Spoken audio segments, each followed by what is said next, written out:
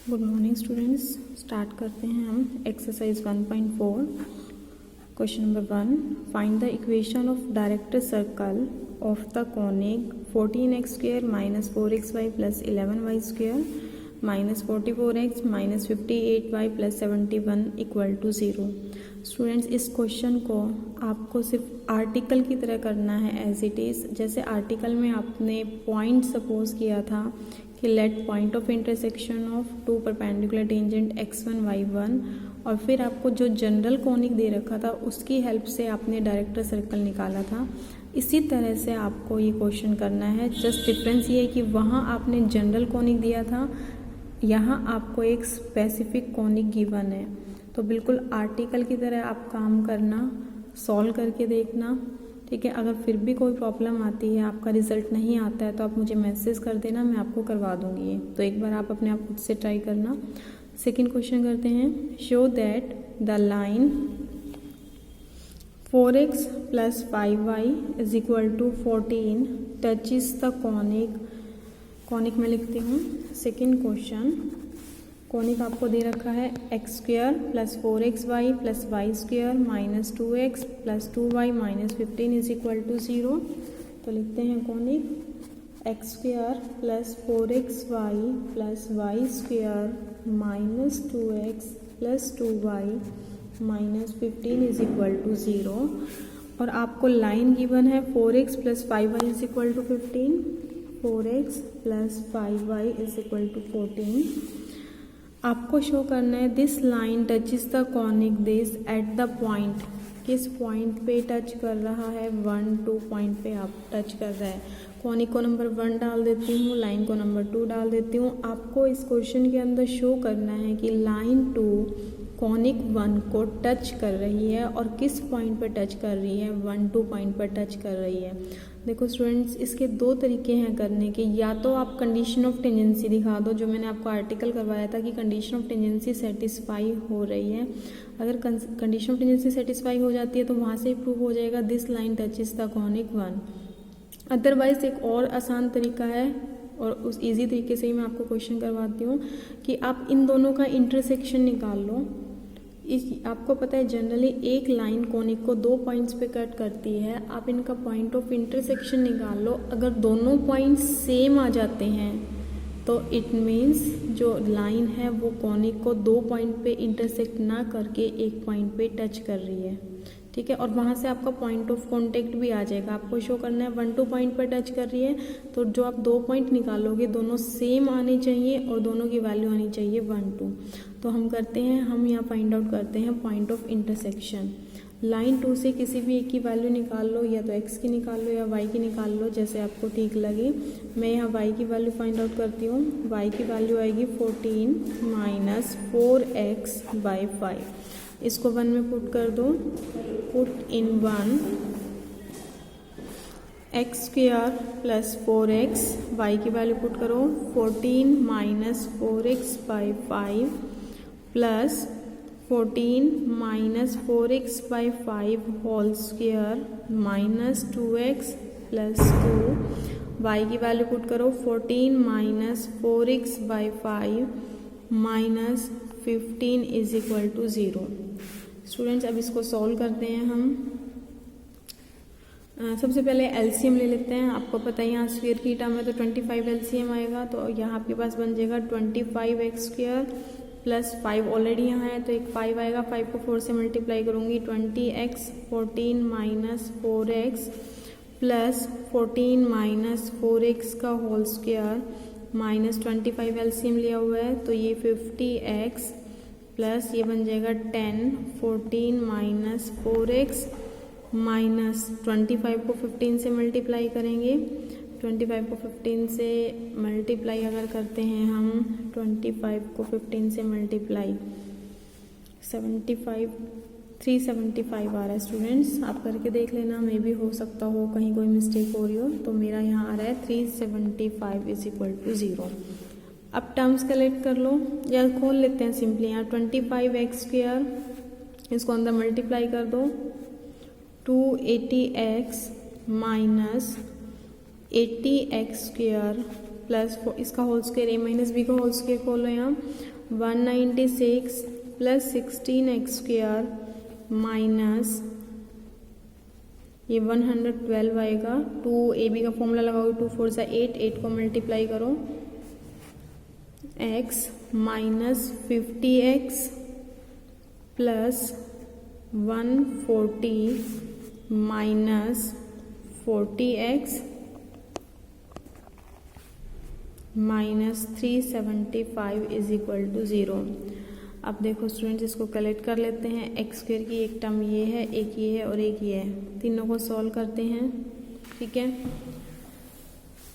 25 plus 16 करोगे 41 sorry, यह आ जाएगा 41 और 80 में से 41 माइनस करोगे तो यह आ जाएगा माइनस 39x²। एक्स की वैल्यू कलेक्ट करो, देखो ये 280, this is 280x, this is 112x, this is minus 50x minus 40x। पहले माइनस वाले कंबाइन कर लेते हैं, माइनस 40 माइनस 50 माइनस 90 और माइनस 90 को 112 में ऐड करूँ मैं तो मेरे पास ये बनेगा 202 और 280 में से 202 सब्ट्रैक्ट करूँगी तो ये आएगा 78x। ठीक है, अब कांस्टेंट टर्म जो रह गई उसको देख लेते हैं। 196 प्लस 140, 196 प्लस 140 करेंगे तो ये आएगा आपका 336 6। ठीक है, और ये है माइनस 375 में से माइनस करते हैं 59, सॉरी शायद कुछ मिस्टेक हो गई है, 59 नहीं आएगा 39। ठीक है, तो ये हमारे पास minus 39 is equal to 0। Minus 39 common ले लो, अंदर आ जाएगा x² minus 2x plus 1 is equal to 0। Minus 39 right में से आगे शिफ्ट कर दो, 0 by minus 39 0 means x² minus 2x plus 1 is equal to 0। इसको लिख सकती हूँ x माइनस 1 का whole square is equal to 0। तो देखो स्टूडेंट्स, यहाँ से x की दो वैल्यूज आई, एक वैल्यू 1 और दूसरी भी कितनी आ जाएगी 1, और इस x की वैल्यू को y में पुट कर दो यहाँ, तो y क्या है आपके पास, y is equal to 14 minus 4x by 5, 14 minus x की वैल्यू 1 पुट करी बाई 5 तो ये 10/5 दैट इज क्या आ जाएगा 2। देखो x की वैल्यू 1 पुट करूँगी तब भी यही 2 आएगा, ये वाली पुट करूँगी तब भी यही आएगा, तो y की दो वैल्यूज कौन सी आ गई 2 2, तो it means point of intersection आ गई 1 2 1 2।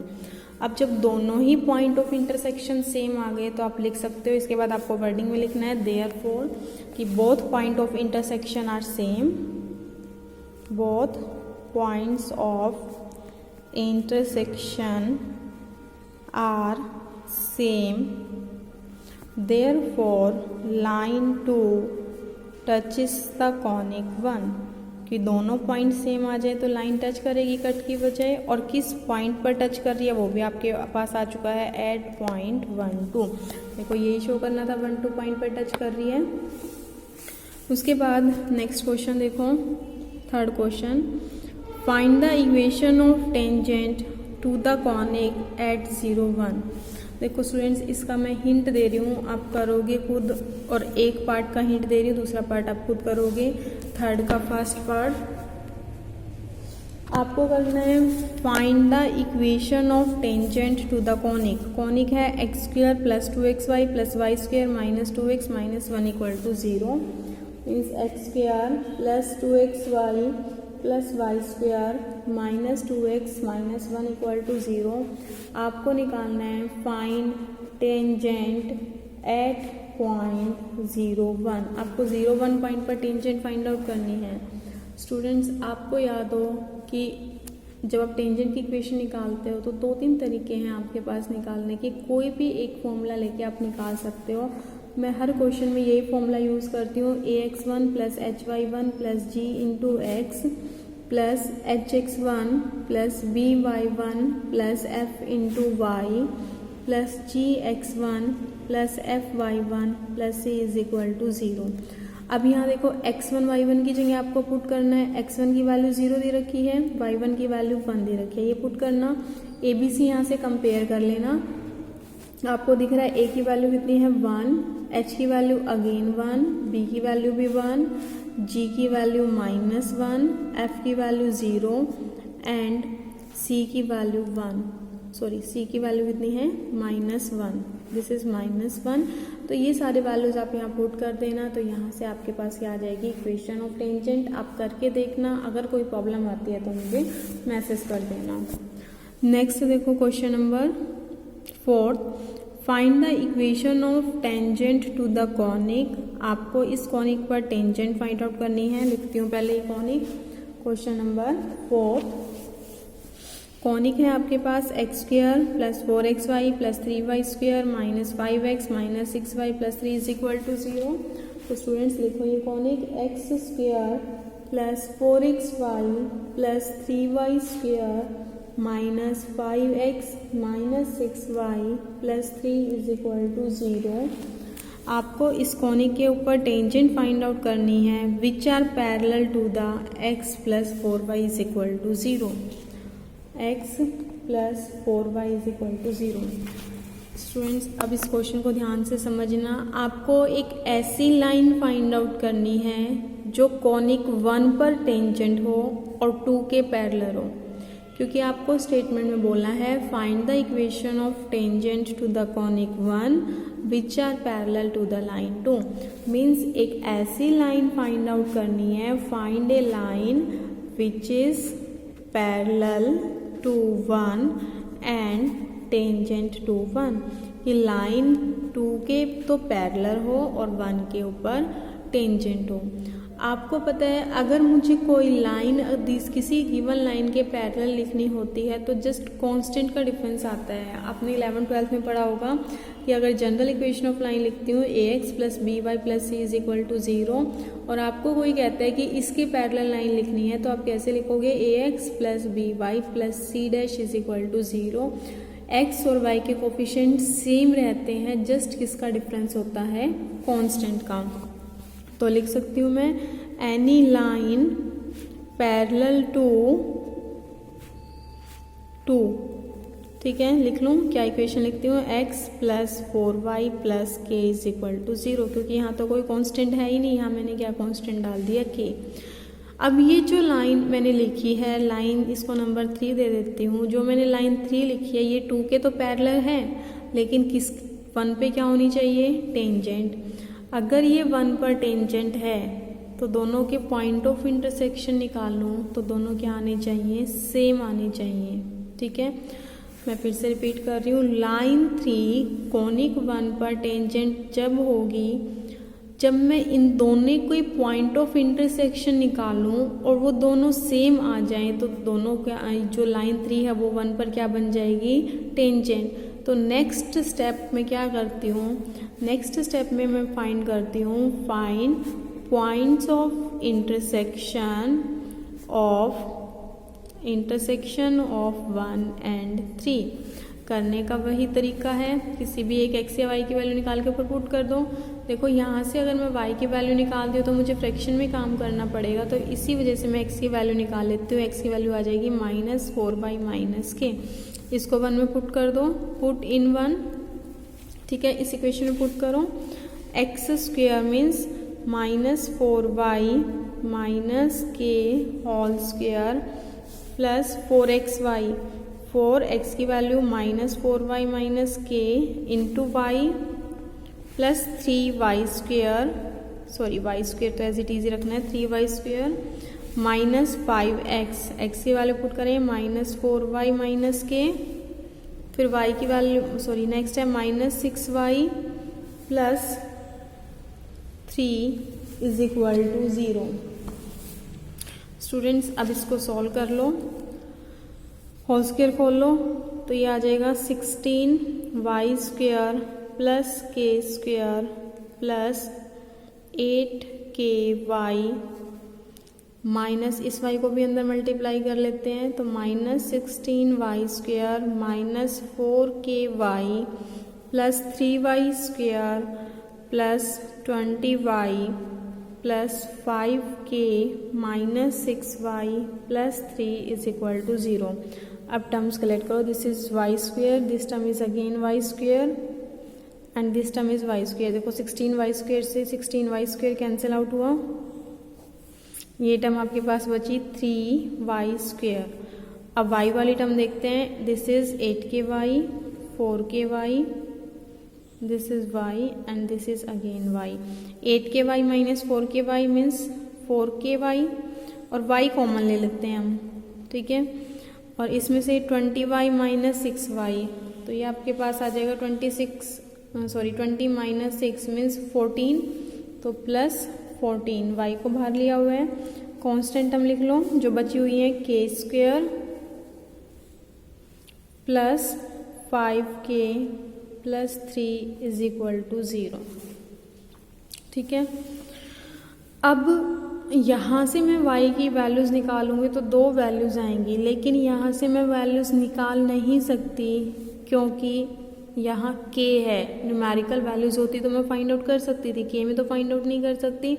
बट मुझे ये पता है कि यहाँ से जो भी y की वैल्यूज़ आएंगी दोनों सेम आ जाएं, तभी जो लाइन 3 है वो 1 पर टेंजेंट बन पाएगी, ठीक है।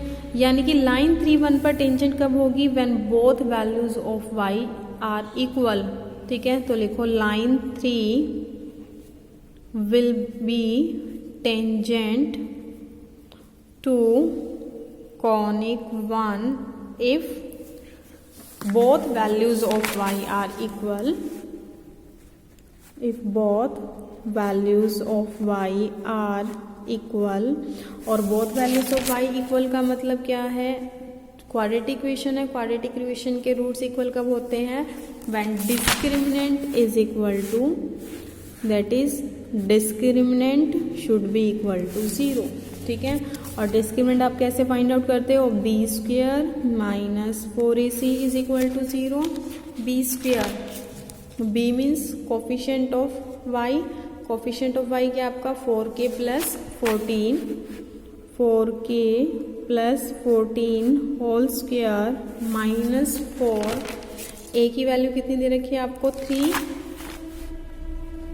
फिर c की वैल्यू आपको क्या दे रखी है k square plus 5k plus 3, k square plus 5k plus 3 is equal to 0। Students इसको सॉल्व कर लेना, 16k स्क्वेयर प्लस 14 का स्क्वेयर करोगे 196 प्लस ये 112 आ जाएगा आपके पास k minus 12k square minus 60k minus 36 is equal to 0। तो 16k square minus 12k square that is 4k square, k वाला देखो 112k माइनस 60k, इन दोनों को सॉल्व करते हैं तो आई थिंक आपका 62 बनेगा, एक बार देख लेते हैं। 52k 196 माइनस 36, तो यह आ जाएगा plus 160 is equal to 0। 4 common लेके कैंसिल कर देना, k square plus 13k plus 40 is equal to 0। तो आपके पास आ गया 5 और 8 जो हैं इसके फैक्टर आ जाएंगे। k कॉमन ले लो, k की वैल्यू k प्लस 5, 8 कॉमन आ जाएगा, k plus 5 is equal to 0, k plus 8 into k plus 5 is equal to 0। तो k की 2 वैल्यूज आ गई, -8 एंड -5। अब क्या करना है स्टूडेंट, अब जो आपके पास लाइन 3 थी, लाइन 3 आपकी टेंजेंट भी बन चुकी है क्योंकि टेंजेंट का कंसेप्ट भी लगा दिया और 2 के पैरेलल थी, तो रिक्वायर्ड टेंजेंट लाइन आपके पास आ जाएगी। Required tangent line will be, क्या बनेगी आपके पास, k की वैल्यू पुट कर दो, ये थी x plus 4y plus k is equal to 0, that is x plus 4y plus k is equal to 0। तो x प्लस 4y, एक बार k की वैल्यू -8 पुट कर दो और एक बार k की वैल्यू -5 पुट कर दो। तो these are two tangent lines which are tangent to conic 1 and parallel to the line 2। देख लो स्टूडेंट, आंसर भी यही है। उसके बाद 5th question, show that, student 5th question छोड़ देना, इसको बाद में करते हैं, थोड़ा सा ये अलग है 5th और 6th क्वेश्चन। और जो आपके 7th, 5th और 6th एक वीडियो में मैं आपको बना के भेजती हूँ, ठीक है। और 7th और 8th क्वेश्चन भी एक जैसे हैं, इसको मैं अलग वीडियो में बना के भेजती हूँ, और यही मैं ये वाली वीडियो स्टॉप कर रही हूँ।